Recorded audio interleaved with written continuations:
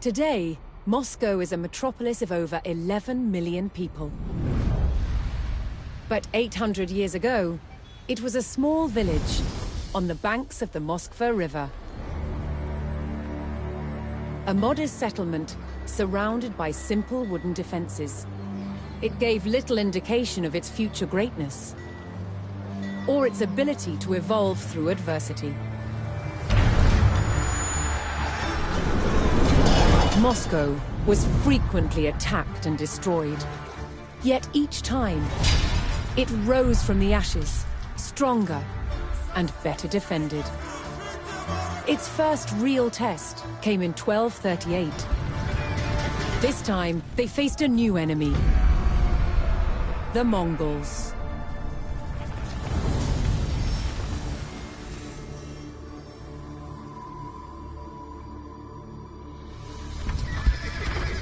Moscow had been largely unaware of the growing threat in Central Asia.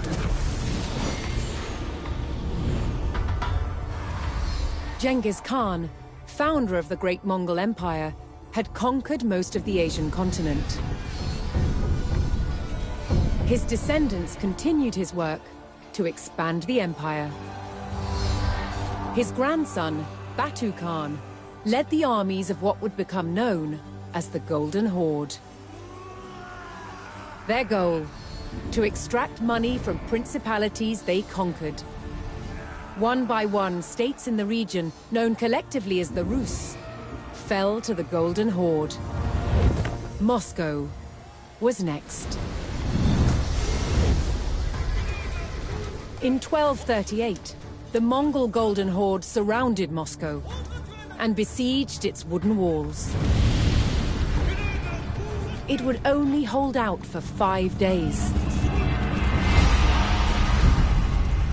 Moscow burned. That could have been the end of its story, but the people of Moscow were resilient.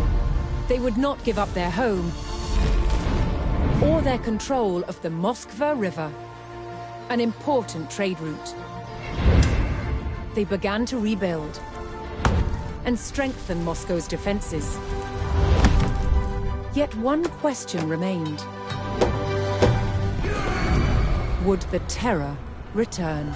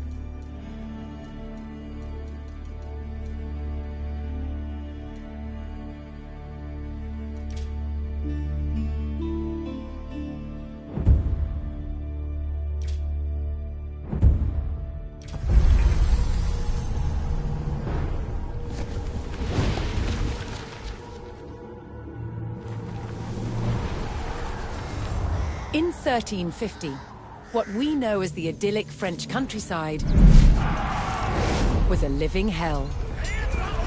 For more than 15 years, the people had suffered at the hands of English invaders. Little did they know that this war would last for another 100 years.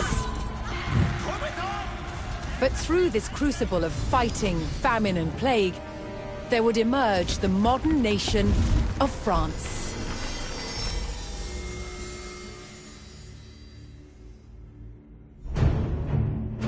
England's King Edward III looked jealously across the English Channel.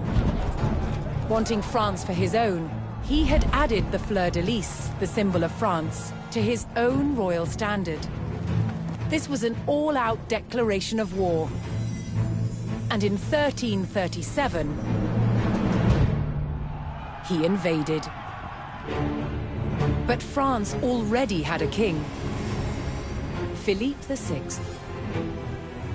As the English burned their way across the land, Philippe's army and his legendary knights marched to meet them. And longbow. A simple weapon, but the most devastating the knights had ever faced. The heroes of France fell to storms of English arrows. The war engulfed the French countryside. By 1351, the conflict was focused on Brittany. One fight stands out as a spectacular display of chivalry and a symbol of the wider conflict between the two enemy nations.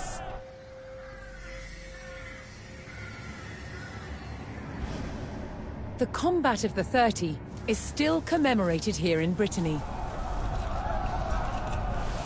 It was a dispute between two local families.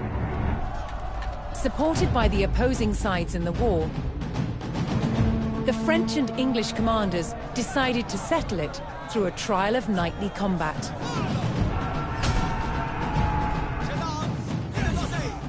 Each side would choose 30 champions to fight on neutral ground. France prepared to defend itself against England's finest.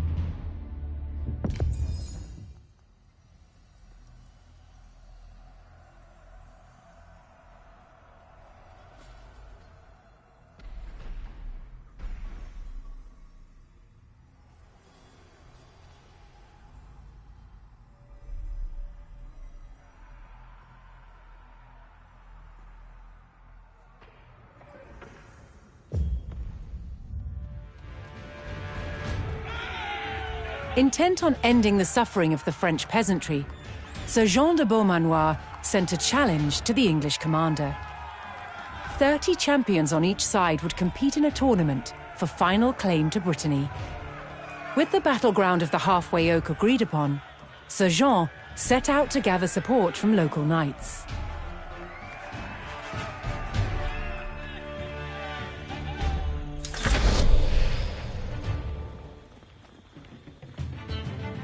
As a knight himself, Sir Jean followed the strict rules of chivalry and was expected to protect the local peasantry and ensure peace.